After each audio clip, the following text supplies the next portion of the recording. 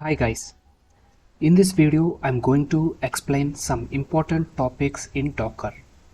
So we have four important topics. The first one is Dockerfile, Dockercompose file, container orchestration, Docker Swarm. So what is Dockerfile? How to write a Dockerfile? So first I'll discuss about the Dockerfile. So this Dockerfile will be used to deploy containers. So what if I'm not using this Dockerfile? Is there any way to create containers without using Dockerfile? Yes, we can create containers, we can deploy containers without using Dockerfile. Yes, but without using Dockerfile, if we create any container, that is somewhat a tedious process. Like it is not that much of comfortable to create. We need to use some command line arguments.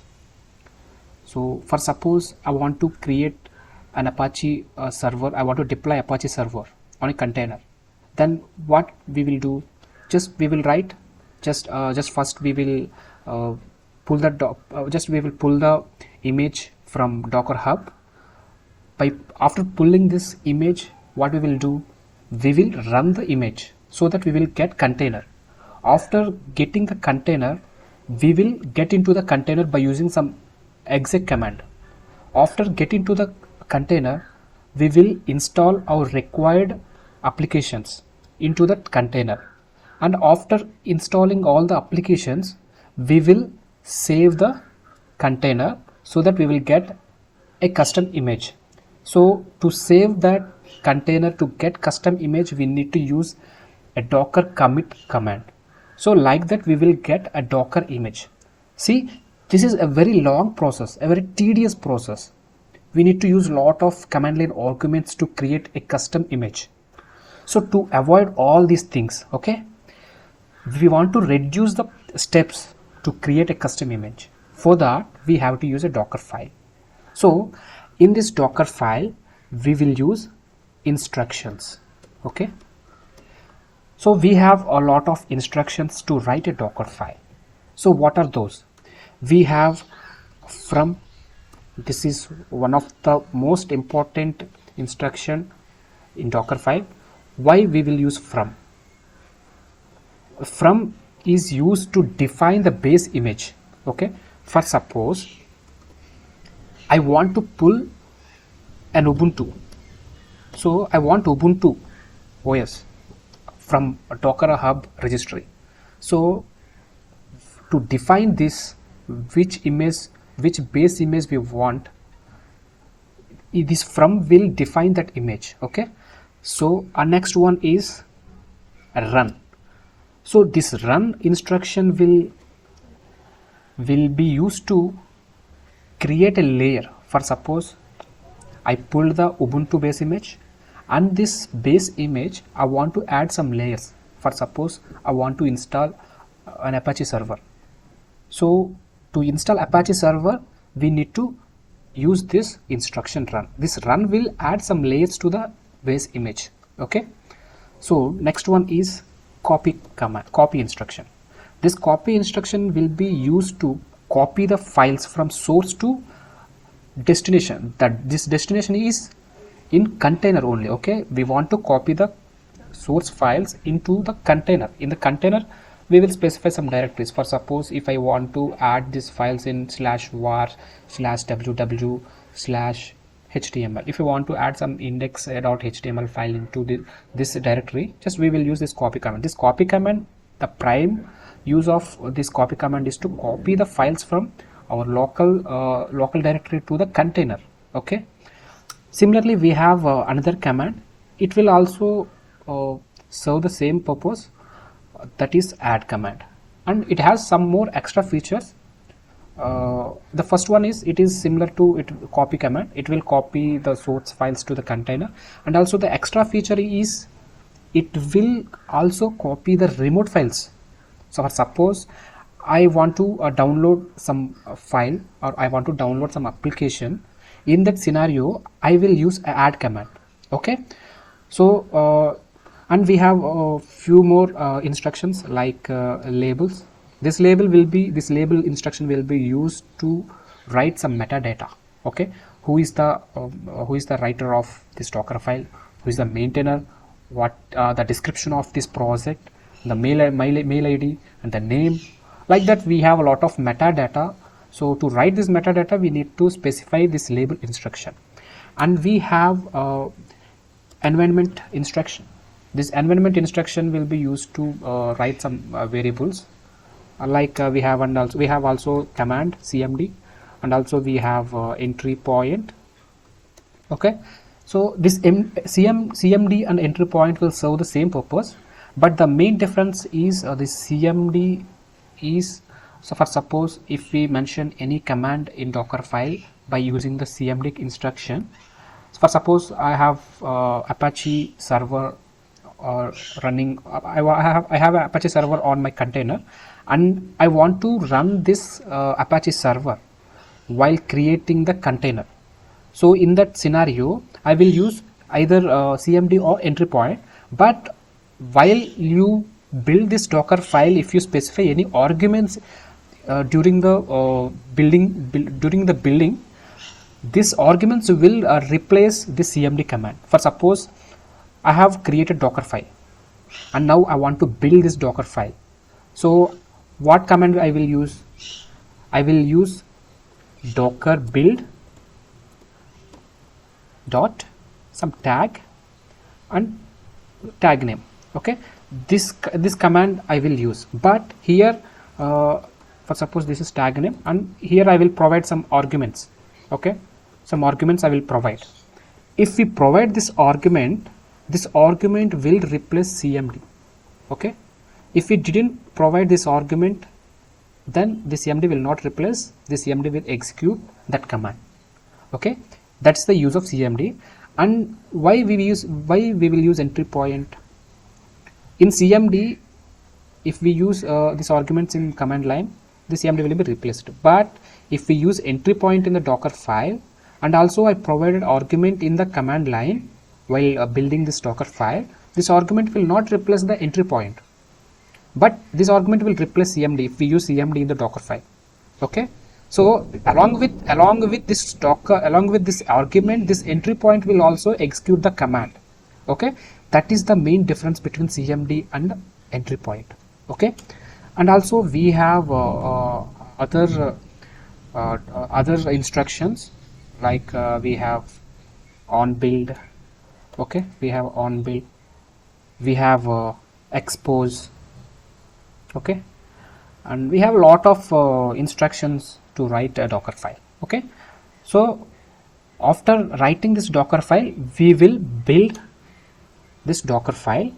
So to build this Docker file, we will use a command docker build dot some tag. Here I will provide a tag to the image. For suppose I want to give a name for the custom image. So what is the name? That name you can give here. Okay, and if you want to give any arguments, you can give here. Okay, here I have provided dot here. So why I have provided dot? This dot means the current directory. So I will give some name to this Docker file, right? So you have to provide name for this Docker file. That name should be like this. Okay, Docker file. You must write this name.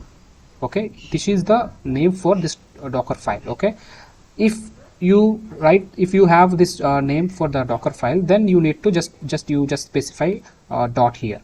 Okay, otherwise if you didn't provide this name to the Docker file, for suppose I have Docker file, I have some any other name to this Docker file, then you need to provide path of that file. For suppose I have provided this is file 0 by 0. Okay, this is my Docker file name. Now I have to provide path for this file. Okay, here I have to provide the path directory of that file. Okay, then only this command will execute and it will create a custom image. Okay, this is the process to create a custom images. Okay, and next one, we have Dockercompose file. Why we will use Dockercompose file? So in Dockerfile we will create a single container, okay, but in Dockercompose file we can create multiple containers, okay. So that is the main difference between Dockerfile and Dockercompose file. In Dockercompose file we will use YAML format. So in YAML format we will write all the instructions, all the commands we will write in YAML format, okay. So in this video I will explain a simple Dockercompose file, okay. This Dockercompose file will start with a version, API version. So here you can take any version, okay. So we have latest versions like a 3.8 or something else, okay. So I'll take just 3, okay. So my version is 3. You can take any latest version, okay. After this version, API version, we have to mention services, okay. What kind of services you want? For suppose I want to install Apache server on container, okay. So for that you just mention a service name, okay. So you can give any name for the service. For suppose my service name is Apache, you can give anything, okay. So to run this Apache server we need a base image. We need to pull a base image, right, from Docker Hub. So you have to mention image.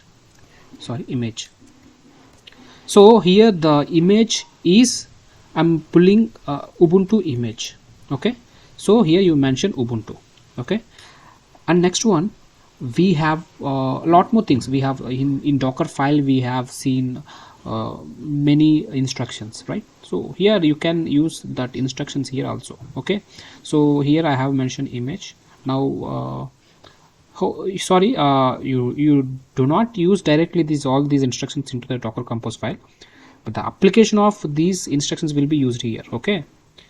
So here my image is Ubuntu. Now I want to expose this container to some port, okay. For exposing that we have to use port, okay, ports. So here you can specify ports. For suppose my Ubuntu container is running on 80 port. Now I want to expose this port to some other port, okay. For suppose I want to expose this port to 90. So like that you have to mention, okay. This 80 is my container port internally, okay. And now I'm exposing this 80 port to the port 90, okay. Now if we search in web browser we need to use this port number 90, then only we can access this container, okay. This is the ports. And also we can specify a lot more things here, okay.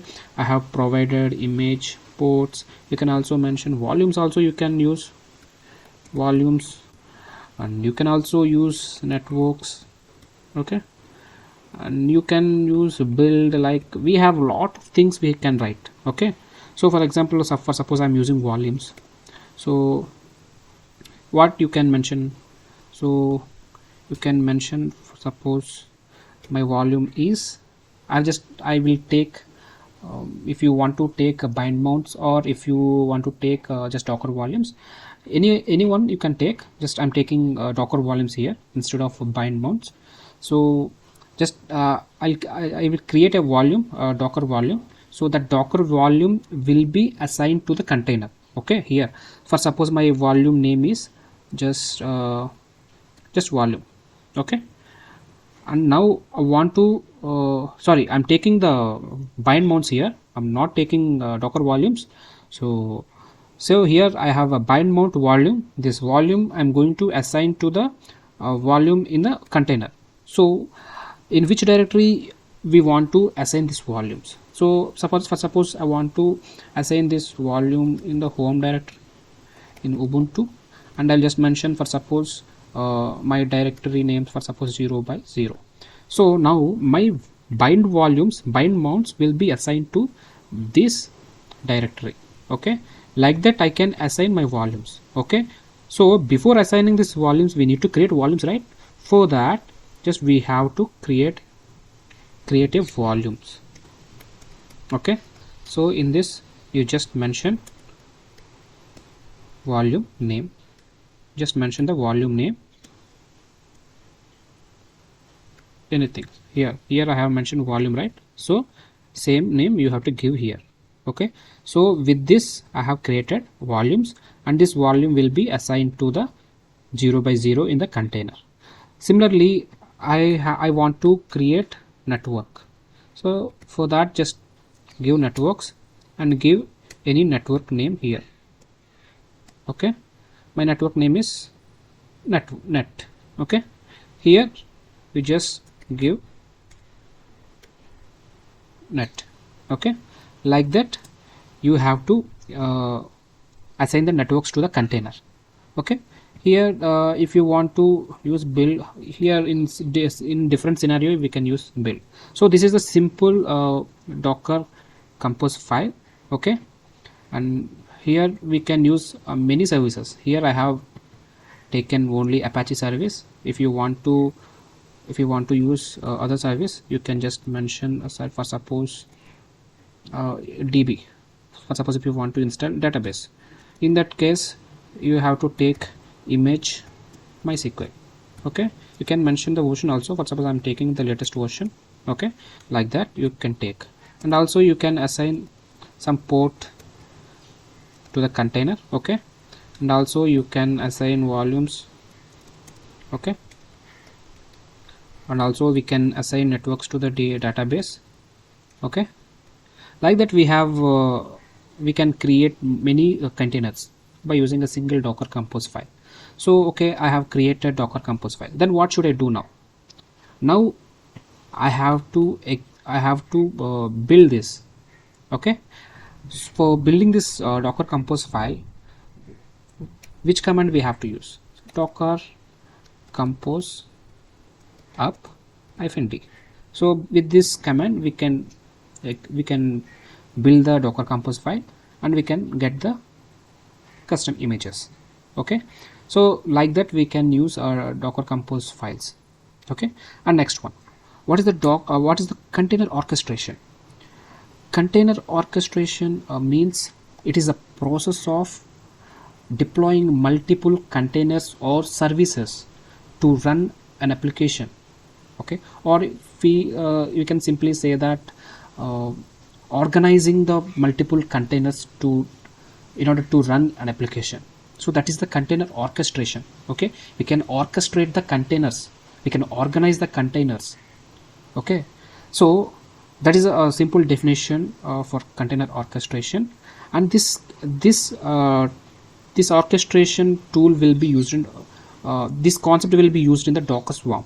Okay, what is Docker Swarm? A Docker Swarm, it is a container orchestration tool. We can Docker Swarm will be clustering and will be scheduling. Like that, it can do lot of things. Okay, it will schedule, it will cluster, it will manage or different kinds of nodes. It will manage the nodes, it will maintain the nodes, it will organize the nodes. So like that, a lot of things it will do, Docker Swarm. Okay, and the base concept behind this Docker Swarm is container orchestration. Okay, so that's the difference between a container orchestration and a Docker Swarm. So in Docker Swarm we will have some nodes. The important node is master node. Okay, or manager node, or leader. Okay, this is very important node. And next one is we have slave nodes, or we can say worker nodes. Okay, this master node will manage or maintain or control all these slave nodes. Even it will schedule the tasks, what kind of task this node will do, what kind of task that node will do. So everything it will schedule, and it will assign the tasks to the slave nodes, and also it will assign the resources to the task this slave nodes. It will allot the resources, and also it will this master node will accept some commands to run, to create some service objects. Okay, so those are the main functions of the master node. Okay, so first of all, we need to in Docker Swarm we will create a cluster of nodes. Okay, a cluster of nodes. In this cluster we have master node and slave nodes. Every slave node will be connected to the master node. Okay, we will give some instructions in the master node. These instructions will be executed in the slave node. For suppose I want to create a container. For that I have to execute some command. So I'll give these instructions in the master node. These instructions will be executed in the slave node. Okay, this is the concept behind the Docker Swarm. So this Docker Swarm concept, this is a very limited one. We cannot use this Docker Swarm everywhere. In small organizations only we can use this. But for suppose if you are working in a large enterprises, large organization, a big organization, in that case you should not use Docker Swarm. Okay, even though it is very fast and it is somewhat comfortable, even though, but you cannot use this Docker Swarm in the large use organizations. We will use only Kubernetes. Okay, so there is some similarities between Docker Swarm and Kubernetes. Okay, I'll explain Kubernetes in next session, don't worry. But as of now, this is sufficient to know about Docker Swarm. Okay, in Docker Swarm we will create clusters. Okay, in clusters we will have nodes. Every node will be connected to the master node. Okay, so that's it, guys. So these are the main terms, main topics in the Docker, so everyone should know. So very important concepts, and if you have any doubts in this concept, you can ask me in the comment section. I'll explain everything. I will give reply to every question, every doubt. Okay, I'll respond to every comment. Okay, thank you so much, guys.